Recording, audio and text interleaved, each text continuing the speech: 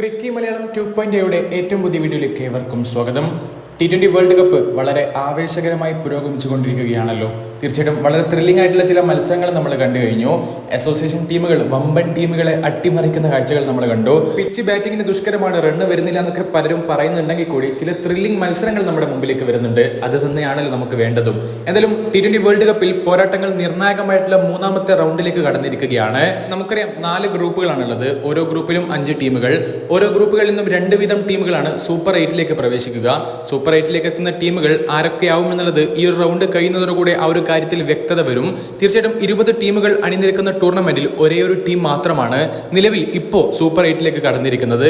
അതെ, അത് south Africa മാത്രമാണ്. ബാക്കിയുള്ള 19 ടീമുകളുടെയും സൂപ്പർ 8ന്റെ യോഗ്യത എങ്ങനെയായിരിക്കും? തീർച്ചയായിട്ടും ജസ്റ്റ് ഒന്ന് പരിശോധിച്ച് നോക്കാം. അതിൽ ഏതൊക്കെ ടീമുകൾക്കാണ് ഇനി സൂപ്പർ 8ലേക്ക് എത്താൻ തീരെ സാധ്യതയില്ലാത്തത്, ഏറ്റവും സാധ്യതയുള്ള ടീമുകൾ ഏതൊക്കെയാണ്?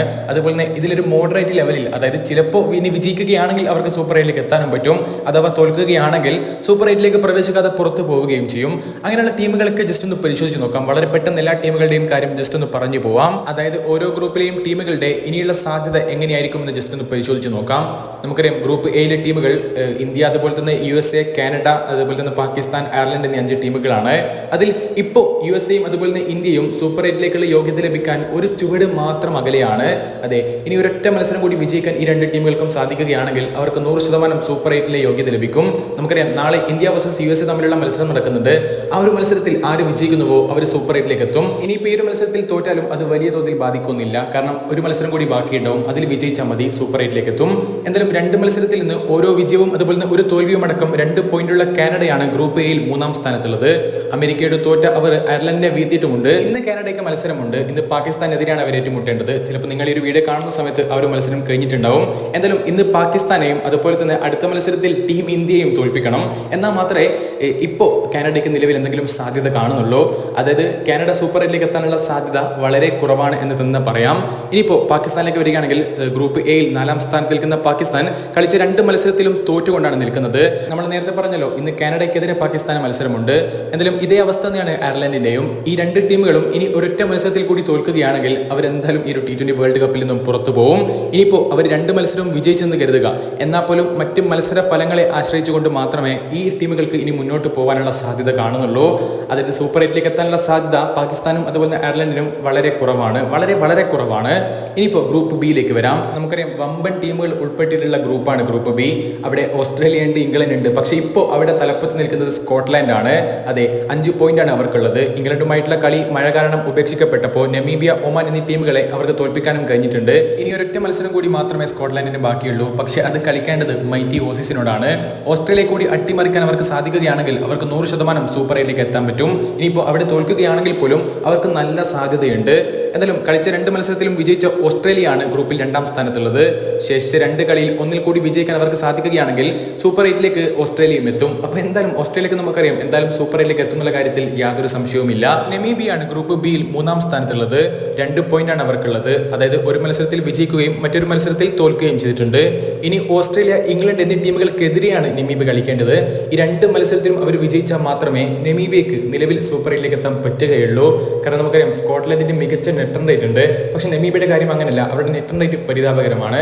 അതുകൊണ്ട് തന്നെ ഇനി ഓസ്ട്രേലിയയും അതുപോലെ ഇംഗ്ലണ്ടിനെയും വമ്പൻ അട്ടിമറികൾ നടത്തിക്കൊണ്ട് നമീബിയക്ക് തോൽപ്പിക്കാൻ സാധിക്കുകയാണെങ്കിൽ അവർക്ക് സൂപ്പർ 8ലേക്ക് എത്താൻ പറ്റും, അല്ലെങ്കിൽ പുറത്തേക്ക് പോവുകയും ചെയ്യും. നിലവിലെ ചാമ്പ്യന്മാരായിട്ടുള്ള ഇംഗ്ലണ്ട് 4ാം സ്ഥാനത്താണുള്ളത്. അതെ, പരിതാപകരം തന്നെയാണ് ഇംഗ്ലണ്ടിന്റെ അവസ്ഥ.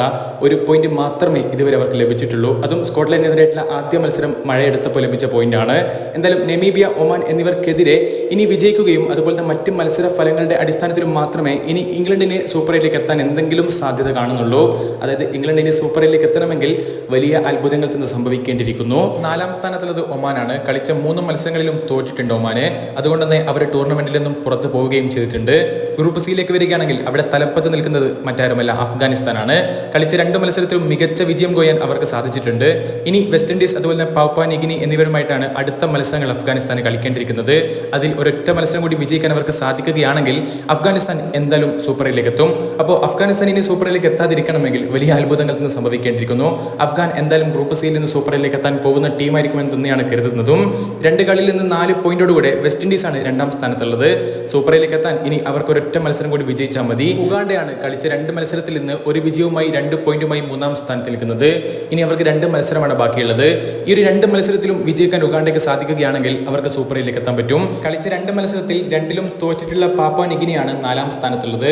ഇനി അവർക്ക് സൂപ്പർ എയിലേക്ക് എത്താൻ വളരെ സാധ്യത കുറവാണ്. ഇനി അവർക്ക് 2 മത്സരമാണ് ബാക്കിയുള്ളത്. അതിൽ 2ലും വിജയിച്ചാലും നെറ്റ് റൺ റേറ്റിന്റെ പരിതാപകരമായിട്ടുള്ള അവസ്ഥ ഉള്ളത് കൊണ്ട് തന്നെ അവർക്ക് സൂപ്പർ എയിലേക്ക് എത്താനുള്ള സാധ്യത വളരെ കുറവാണ് എന്ന് തന്നെ പറയാൻ പറ്റും.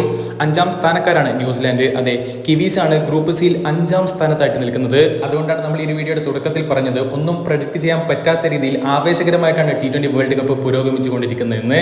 എന്തായാലും ന്യൂസിലാൻഡിന് ഇനി 3 മത്സരങ്ങൾ ബാക്കിയുണ്ട്.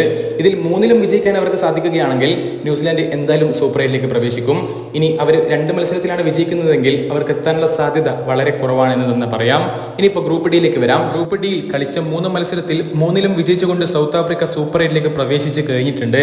അതെ, ഈ ഒരു T20 വേൾഡ് കപ്പിൽ ആദ്യമായിട്ട് സൂപ്പർ എയിലേക്ക് എത്തുന്ന ടീമായിട്ട് സൗത്ത് ആഫ്രിക്ക മാറിക്കഴിഞ്ഞിട്ടുണ്ട്. ബംഗ്ലാദേശ്, നെതർലാൻഡ് എന്നിവരാണ് 2ഉം 3ഉം സ്ഥാനങ്ങളിൽ നിൽക്കുന്നത്. 2 കളിയിൽ നിന്നും ഓരോ വിജയമാണ് ഇവർക്കുള്ളത്. ഏതായാലും ശേഷിച്ച 2 മത്സരത്തിൽ ഇവരിൽ 2ലും വിജയിക്കുന്ന ഏത് ടീമാണോ അവരായിരിക്കും സൂപ്പർ എയിലേക്ക് എത്താൻ പോകുന്നത്. കളിച്ച 1 മത്സരത്തിൽ തോറ്റിട്ടുള്ള നേപ്പാളും അതുപോലെ തന്നെ കളിച്ച 2 മത്സരത്തിലും പരാജയപ്പെട്ടിട്ടുള്ള ശ്രീലങ്കയുമാണ് അവസാന 2 സ്ഥാനങ്ങളിൽ നിൽക്കുന്നത്. അതായത് ഇനി നേപ്പാളിന് 3 മത്സരങ്ങൾ ബാക്കിയുണ്ട്. അതിൽ 3ലും വിജയിച്ചാൽ സൂപ്പർ എയിലേക്ക് അവർക്ക് എത്താൻ പറ്റും. അതിനുള്ള സാധ്യതയുണ്ടോ എന്ന് ജസ്റ്റ് ഒന്ന് ചിന്തിച്ച് നോക്കിയാൽ മതി. സാധ്യത വളരെ കുറവാണ്. എന്നാൽ ശ്രീലങ്കയ്ക്ക് ഇനിയുള്ള 2 മത്സരം വിജയിച്ചാൽ പോലും മറ്റ് ടീമുകളുടെ മത്സര ഫലങ്ങൾ കൂടി ആശ്രയിച്ചുകൊണ്ട് മാത്രമേ സൂപ്പർ എയിലേക്ക് എത്താനുള്ള സാധ്യത കാണുന്നുള്ളൂ. അപ്പോൾ ഇങ്ങനെയൊക്കെയാണ് 4 ഗ്രൂപ്പുകളിലെയും 5 വീതം ടീമുകൾ, ടോട്ടൽ 20 ടീമുകളുടെയും സൂപ്പറിലേക്ക് എത്താനുള്ള സാധ്യത ഇങ്ങനെയൊക്കെയാണ്. ഇതുവരെ നമ്മൾ നേരത്തെ പറഞ്ഞ പോലെ തന്നെ സൗത്ത് ആഫ്രിക്ക മാത്രമേ സൂപ്പർ എയിലേക്ക് എത്തിയത് 100% നമുക്ക് ഉറപ്പിച്ച് പറയാൻ പറ്റുകയുള്ളൂ. ബാക്കിയുള്ള ടീമുകളൊക്കെ ലോഡിംഗ് ആണ്. ചില ടീമുകൾ ഇപ്പോൾ തന്നെ പുറത്തായി കഴിഞ്ഞിട്ടുണ്ട്. ഏതായാലും ആവേശകരമായിട്ട് T20 വേൾഡ് കപ്പ് പുരോഗമിച്ചുകൊണ്ടിരിക്കുന്നു. നാളത്തെ മത്സരത്തിൽ USA തോൽപ്പിച്ചുകൊണ്ട് നമ്മുടെ ടീം ഇന്ത്യ സൂപ്പർ എയിലേക്ക് യോഗ്യത ലഭിക്കും എന്ന് തന്നെ നമ്മൾ കരുതുന്നുണ്ട്. അപ്പോൾ പിന്നെ അടുത്തൊരു വീഡിയോ ആയിട്ട് വീണ്ടും കാണും. വരേക്കും ഗുഡ് ബൈ.